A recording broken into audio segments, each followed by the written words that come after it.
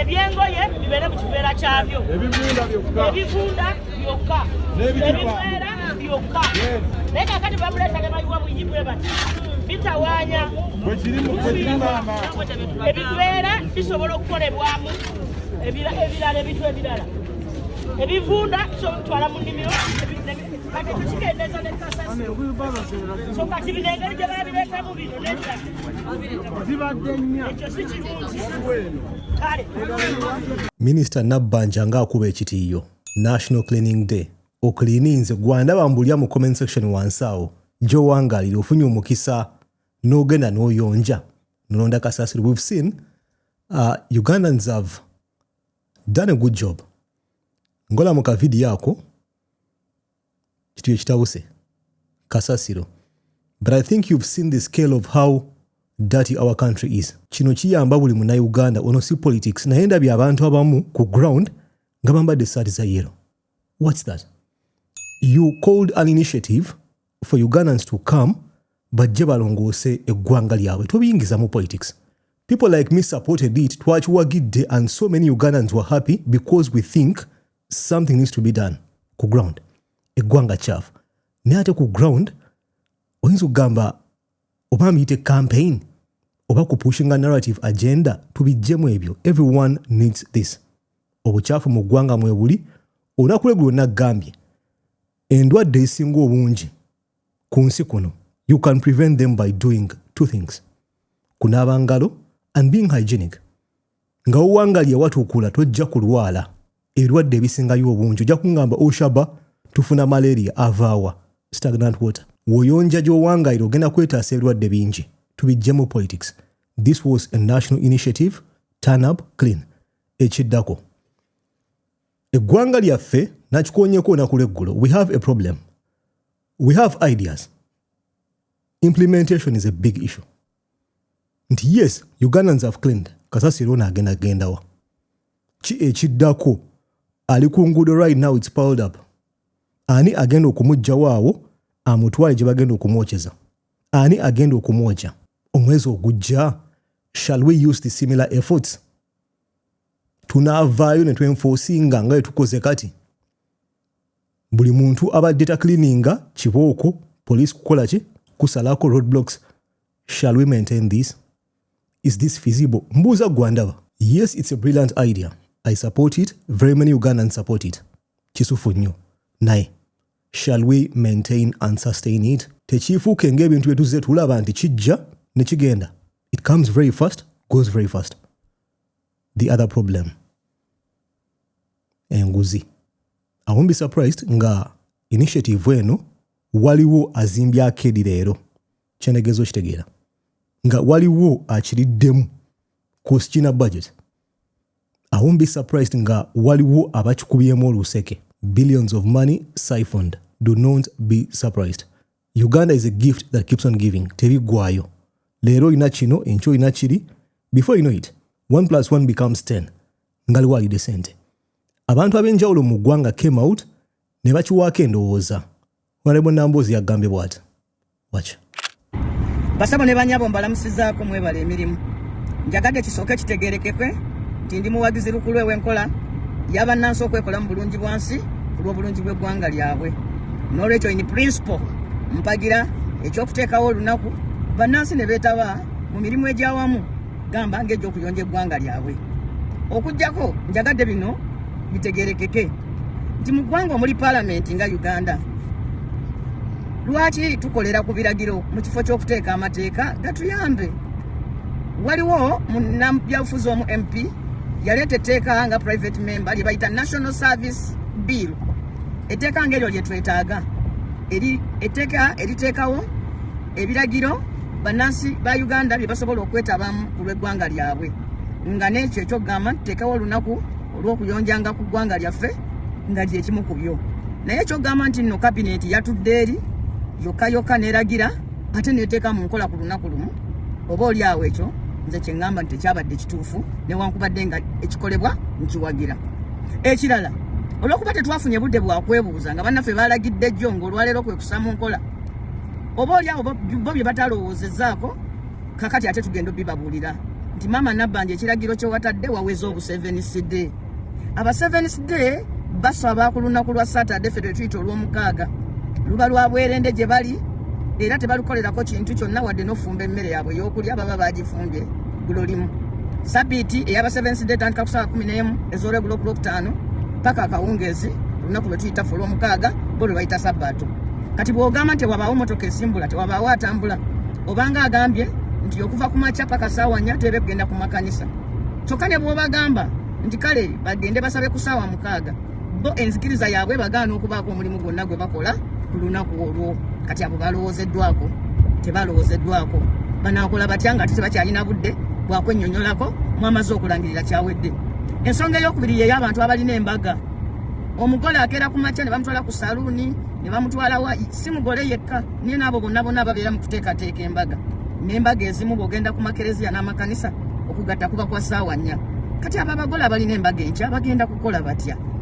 Ate naddala abo abagenda okuwerekera abagole nga bo bantu bagenze mufumbi ku mbaga wa bifaananyi ku mbaga wa kutimba ku mbaga bo bagenda kukola batya? N'abagole basooke baveemu bakole bulungi bwansi. Big up honorable. Ebintu ebikwata ku bulamu bw'abantu obwa bulijjo social concerns. Ebintu nga okuwasa, genda mu church, kuziika. Mu bulamu bwo oyinza okugamba ziyinza okuba nga nsonga ntono, but a belief is a belief. Issue y'embaga, I understand nti omuntu okukola embaga you pay up front. Buli kimu oba okisasudde, meaning abantu abadde balina embaga ku lunaku luno olw'omukaaga bayinza okufunamu okunyigirizibwa. Those issues Namboozi wajjira n'akugamba nti mwabirowoozezzaako, it was a bit rushed. Kiddeeku kye naggambye, the consequences and what will happen after. Bannayuganda okulongoosa, Bannayuganda okuyonja. There are repercussions. Moving forward, ngenda kuddamu nkibuuze.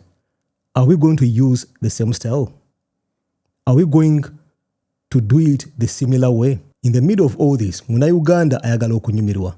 Omunnayuganda can create happiness out of misery, out of embeera ng'oyinza okugamba abantu tebajja kusanyuka ateekawo vibe. Ka video kano.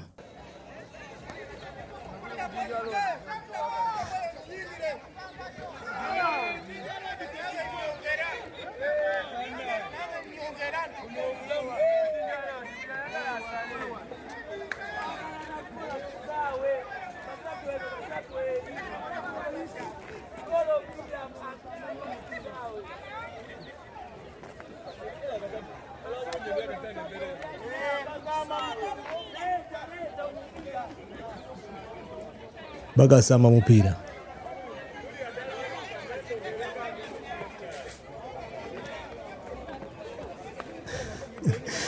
Enje ekiwanisa amagulu.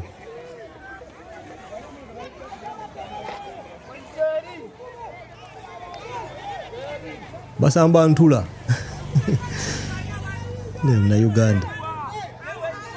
Katunda.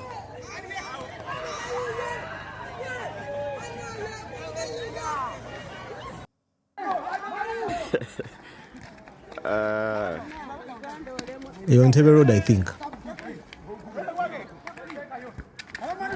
Lozabye sanyuli abavubuka. Mubuli imbeera waba opportunities ndozo balaba. Ankara Messi. Woo! Badde ngudde nze mama. Omulabye. Woo! Guguli. Oyo Munnayuganda. In the middle of misery, obwavu, embeera etali nnyangu, we create our own happiness. We generate happiness out of moments. Zewandigambye nti other people will be crying. Kyekyenjalo kye tulina ng'eggwanga. That's why we're a happy country compared to ensi nga batusinga ssente. Because of moments nga zino. Of course, in our country, it's hard. It's impossible for an event to happen nga temuli kibooko. We've seen multiple clips of people being beaten up. Number one, nga batambula, just walking.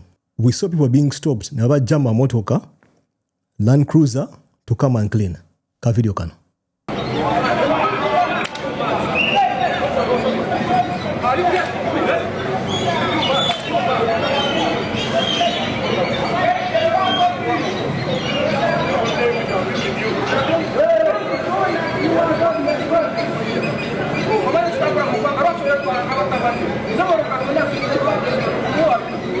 kisoboka okuba ng'omwami oyo yayita cleaning ng'ali mu kutambula, but do you have to beat him?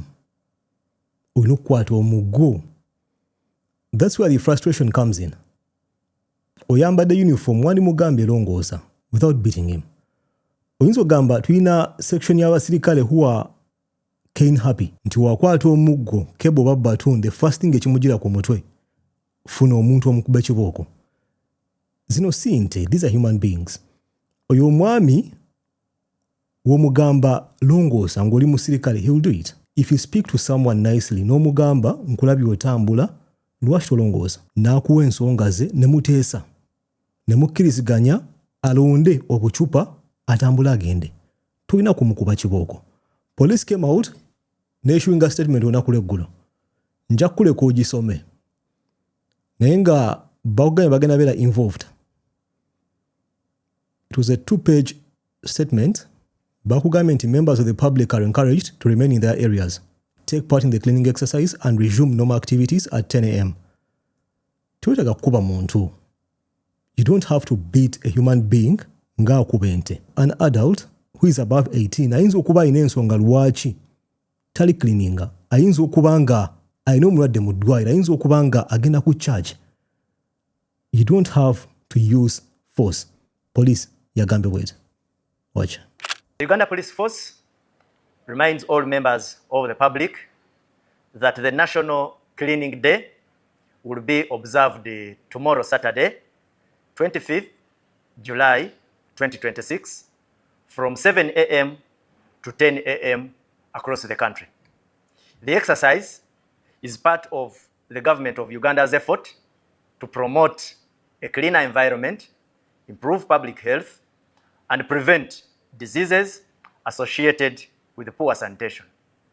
We therefore urge all citizens, motorists, traders, institutions, and community leaders to fully comply with the directive and actively participate in the cleaning exercise. During this period, and particularly tomorrow, all vehicles, vessels, motorcycles, and bicycles shall not be allowed on the roads and water bodies except in emergency situations. Traffic movements will be restricted countrywide. Members of the public are encouraged to remain in their areas, take part in the cleaning exercise, and resume normal activities at 10 a.m. The following shall be exempted. 1. Emergency services, including medical emergencies.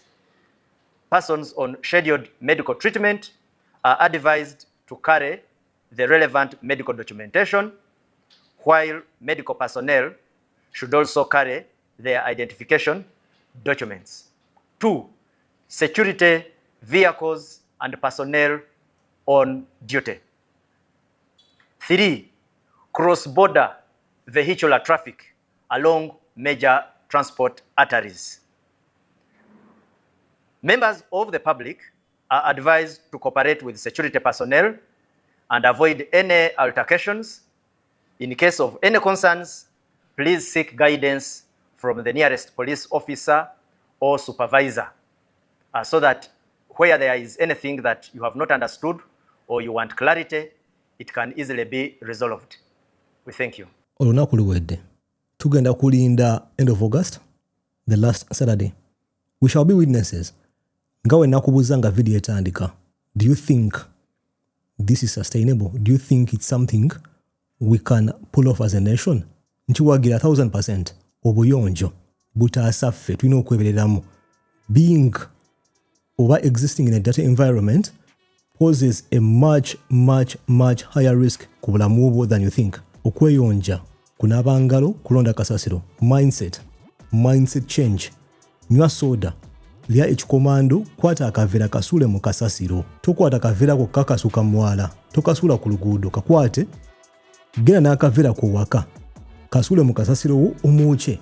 Kiyamba ffe. If we do this, this won't be needed. Tetujja kwetaaga kujja nti lwa mukaga kulongoosa singa buli omu akola omulimu gwe.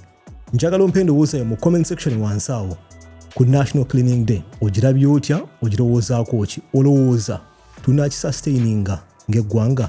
Teeka endowooza yo mu comment section wansi awo. Nja kulaba mu video eddako. Peace.